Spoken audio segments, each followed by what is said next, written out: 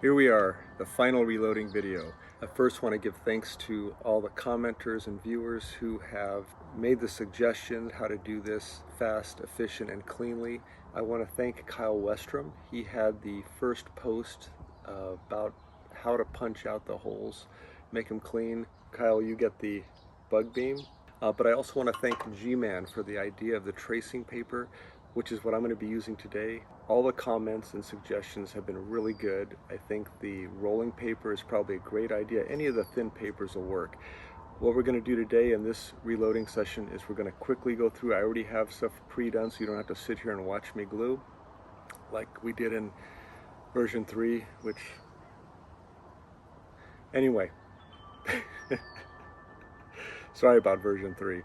So let's just get to it. Kyle recommended the 1 1/4 inch and the 5/8 inch hole punch. I got these both on Amazon. This one here I really like. I'll put up links to these if you're interested. This one's very sharp. This one not quite as sharp. There was a bunch of different brands. Maybe look for reviews for a better one or try and sharpen it with some sandpaper. That's really the only real expenditure for this. When we take our paper, I'm not going to waste all the time cutting it up, so I just fold these in half and do the half cut, as you can see in here. We'll cut that one first, and then you want to line that up in the center to do the large cut. As you can see, it came out with a perfect disc. Here is a factory loaded shredder, and you can see how they come out right next to each other.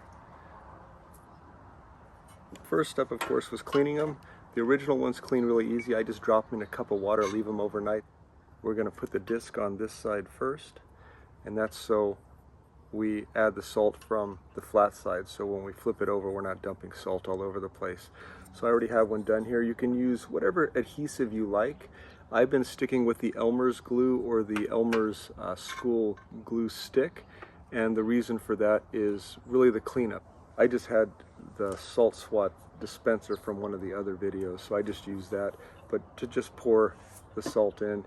You could also get one of these ketchup bottles. Again, if you use a glue stick, no problem. If you're using the white glue, you probably want to actually glue the paper disc and then apply it. If you run the paintbrush over the glue, the salt tends to stick to that and it kind of makes a mess. Even if you use your fingers, you get a lot of salt. So here is our factory cartridges here. And you can compare that to our home-loaded cartridge here. Now, interestingly enough, I didn't notice this before, but the shredder cartridges, the cylinders are only half full. I don't know if you can hear that. I've been loading these up completely full. So I'll do a couple test shots. We'll use the Cinefoil to see maybe strength of impact. All right, well, let's try these out. Again, thank you, Kyle and G-Man. Please look at the end credits. Here is the fully loaded shredder starting at 6 inches, going out to 3 feet. That made my ears ring.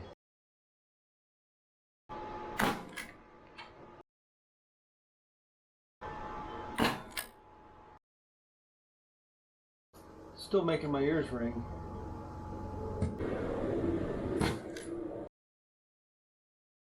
So now we're going to try it with half a load of salt.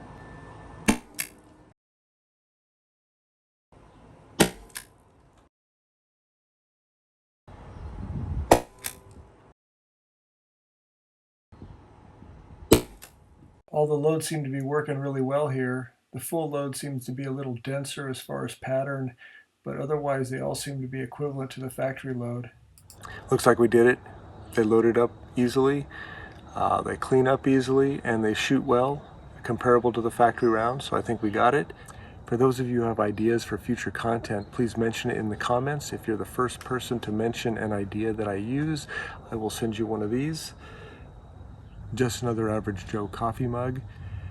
Please hit subscribe, and I'll have something out for you soon.